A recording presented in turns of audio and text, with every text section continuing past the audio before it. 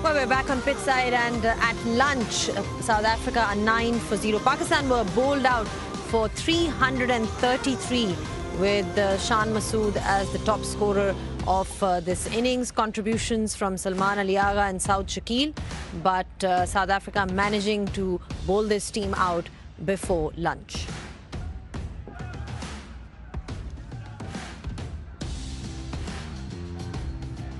Right, then this is how things went for South Africa from their bowlers. Maharaj, the pick of the bowlers, took 7 wickets today and exhibited a lot of control and made use of the conditions offered to him. It was a great bowling performance by him to bowl Pakistan out for 333.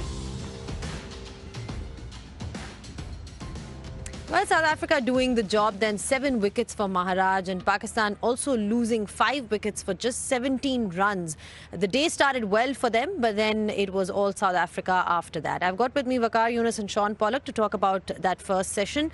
Waqar, just the way things went for Pakistan, once again losing 5 wickets for 17 runs. Do you think they'd be happy with the score that they have right now on board? I don't think they'll be happy, because things were in control. It's just the late order batters or tail ender, should I say, they're not really contributing. We saw it in Lahore also. Both innings they crumble, and I think that's where Pakistan is lacking. All the main work is being done by the batters. So I feel they're probably eyeing more than 270, 280 or 370, 380, but I don't think they'll be overly disappointed also. They'll be just thinking, okay, we got enough runs on the board, now let's go and do the job with ball in hand. I think what they'd have to have a look at going forward in this test arena, if you're going to perform, if you're going to beat the best teams in the world, if you're going to start being a real competitor for that #1 spot, you can't afford to have your bottom order just collapse like that. Yeah. It's one thing to collapse. I don't have a problem if they play in orthodox cricket shots, they get out, clean bowled or brilliant deliveries or that, but they are throwing their wickets away at the back end, throwing them away, and there's always one batter in with them who they can form partnerships with.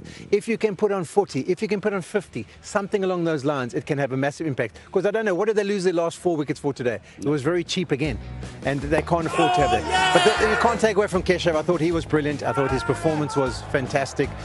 He's missed that first test match. He hit his areas. He showed control, as you mentioned, Zainab, with regards to the scoring rate. And then he kept creating the opportunities. He could have had more wickets yesterday. A couple of catches dropped off his bowling. I think 3 yesterday.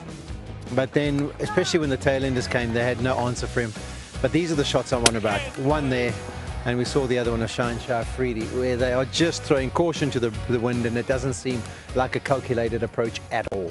Well, this seems to be becoming a pattern now, Waqar. We saw that in that first test match as well, in that second innings where, Pakistan sort of collapsed to 160 odd runs. And once again today, 5 wickets and just 17 runs. And what do you make of this? I mean, why is it happening?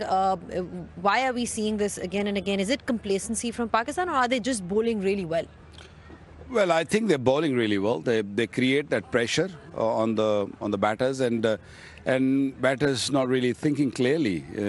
I mean, I know some of the guys can hit big balls, but Test match cricket is about spending time at the crease and getting used to of the conditions. But I don't think these guys understood. They're from Lahore to Rawalpindi now. They're just playing too many shots, and I agree with Polly that you want to become a good side, you have to really dig deep and try to get the maximum runs. No real help from the bottom part. The example I'll give you was Shah Afridi in that last test. Ali Agha was there. I think he was on 80 something. Yeah. And he had sort of nudged it around. He had a huge hoik at one and got caught on the fence. You were 8 down. All he had to do was survive and bat with Salman Ali Agha, and he could have posted a score over 400. It didn't cost him in that game, but I'm saying going forward they have to be careful, because those kind of things can cost you in test matches. Absolutely. Polly, just in terms of what you made of the conditions, no real demons in the pitch, or what did you think of it? I would actually be interested to see the analysis of the amount of turn. I think the degree of turn was more today. I thought more examples, Harmer, Keshav, Maharaj, they all got the ball to purchase more. So I think that surface is already wearing. Obviously the footholds are starting to develop as well. So there's no doubt it's going to get more and more. How quickly we get to a similar pitch like we had in Lahore, I think maybe start of tomorrow, end of tomorrow, you might see things going consistently turning. And whether Pakistan can work with that, we'll have to see. But with that new ball, it's the odd one slides on, and I think that's another challenge that the South Africans have to cater, because it was consistent spin in the last game. It's not going to be consistent this time. Every once in a while, you're going to get one go on, one turn. So that's probably harder to deal with. Is that going to give confidence to the Pakistan bowlers, the spinners that they have at their disposal, also playing Asif Afridi? Yeah, the two left armers, two left arm spin, and they'll be exploring that region outside the left-handers, rough area. We saw Maharaj doing the same. So I think that's what Pakistan is going to look to do. They started off with the same plan, that we're going to just bowl in that area. I think if you can just, hold from the middle also at times, you bring that LBW into play, might help a little bit more. But yeah, it was just maybe 10-15 minutes before lunch. They'll come with a better strategy and control the game well, and hopefully get wickets.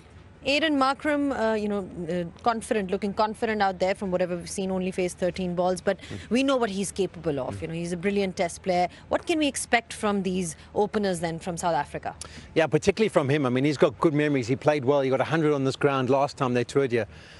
So you'll be hoping that he can deliver, because he's such a big player at the top of the order. And also the thing about him is when he gets going, his scoring rate is so impressive. He's one of those guys who puts bowling attacks under immense pressure, because the scoring rate can go through the roof and he can hit boundaries at will. So that's why he's so important. And also the left-handed, right-handed combination makes it a little bit more difficult for the batters at the top there. I mean, the bowlers to try and work out their lines and keep adjusting. So he's a vital cog, and he'll be disappointed with last game. Dead keen to try and help out this time. And also South Africa playing one less better in this game. They got more all-rounders, so a lot will depend on these two, because they are both established player, and they have to stick it out. South Africa definitely or desperately need a session without losing any wicket. Shaheen Shah Afridi, where do you think, how do you think he should be bowling? Because we saw Rabada, he bowled really well with the new ball. What do you think his bowling plan should be in these conditions? He's the only fast bowler that Pakistan is playing. I really like what I just saw before lunch, because his lengths were good, apart from maybe one delivery where he got a little greedy, just looking for that LBW. But otherwise, he was just perfect. That's the length. This was a little bit wavered, but there was the delivery. That was the one where you want to stick around. You don't want to just give easy runs and make sure that not only you pick up wickets, just also create pressure. That's what South African bowlers did. South African pacer didn't pick up wickets, but what they did for Maharaj is they kept that pressure, bowl those bounces, and keep things really, really tight. Even if the wickets are not coming for you, from the other end, there might be a spinner who will be just reaping. And what do you think from a South African batter's perspective, Polly, when you talk about that spin challenge? What should be the approach? Is it a case of, sometimes you see often that batters can go into their shell when the pitch is doing a bit? They can, but I don't think they can afford to. I think the surface is better, and they've got to mentally be in that mindset like, hey, this is a better surface to work on. We can make an impact. Also, if you look at the bowling performance, Shaheen did well with the reverse swing ball. You have to worry about him. He was brilliant with his left arm spin, but you've got a debutant. So when he comes on, we can put him under pressure. He doesn't know. He's going to be feeling a little bit uneasy. The off spin, I don't think, went all that well in Lahore. You can maybe put him under pressure. So I think they need to pick their battles. And if they can pick their battles at the right time, they can be aggressive and can put a bit of positivity onto the innings. The role of Nouman Ali, he has a bit of support now from the other end. He's got, Sajid Khan. Now he also has an option of Asif Afridi, but you can't ignore the kind of, what he brings to the table, because he's just such a consistent performer. Yeah, I was just reading his numbers, ridiculous numbers. Only played 21 games and picked up 5 wickets all. So he's so used to of these conditions, bowling long spells and bowling in good areas. And he also does all that variation which Maharaj we saw, doing. You got to bowl quicker at times, you got to bowl really slow at times, and if the wicket is helping, he will be handful. So two left armers, off spinner, Pakistan have got plenty to challenge South African batting. Is just this early, the new ball is going to be crucial. Can South Africa handle that pressure up front? I think Nouman is going to be handful. Also, the pace at which the spinners have been bowling in these conditions. I mean, what do you think is the correct pace? I mean, just in terms of what we saw in Gaddafi Stadium, is it different to what we're going to be seeing here? Yeah, I think you still want to mix it up. You don't want to be too slow or too fast all the time. But I think the average speed probably needs to be a few kilometers per hour slower on the surface, just to give it a bit of time to kind of get into the air and then purchase and grip. As the game goes on, they can probably be a little bit flatter. But I'll be interested to see how the different spinners go about it. Whose pace is going to be most effective? Obviously, we haven't seen Afridi bowl before. I haven't. So I was interested to see how he goes on and what pace he decides to use. But Nominali, I think, will be very similar in what he tries. And Sajid Khan as well. You know, we spoke about Noman Ali's role. Sajid Khan, there were periods where he sort of looked a bit off colour in that previous test match, but then he recovered really well towards the end, towards the second innings that we saw from him. So just in terms of his contribution, what he can bring to the table. Yeah, them two bowl really well together, Sajid and Noman, and yeah, he didn't pick up as many wickets as he is so used to off, but his handful, he'll keep the pressure on.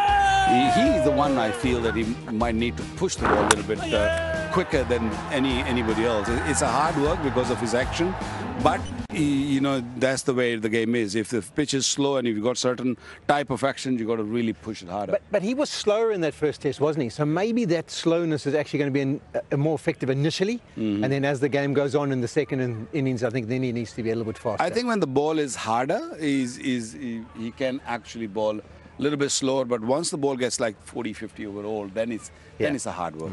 Well, I'll tell you what, Polly, that you won that first session because you predicted 325 and Pakistan made 333.